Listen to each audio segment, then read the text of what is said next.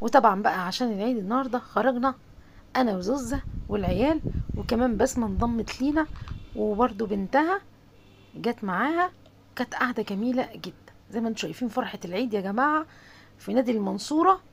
المنصورة كلها كانت هناك النهاردة، بسم الله ما شاء الله. احتفال شابوه لكل العاملين هناك بجد، فرحونا وفرحوا كل اللي موجودين بالذات الأطفال.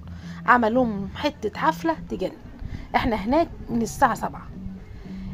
نادي المنصورة اتغير جدا، وبجد احنا بنشكر العميد بسيوني اللي قائم على الحفلة الجميلة دي، اللي بيحاول يمتع الناس. والله يا جماعة النادي اتغير بكل حاجة فيه. كل العاملين في النادي شابوه ليهم. من اول اللي بيشوفوا الكرنيهات، كل عامل في النادي بيحاول يحافظ على النظام والنظافة. واحنا كمان احنا بنحاول برضو بقدر الامكان نعمل ونحافظ على نظافتنا.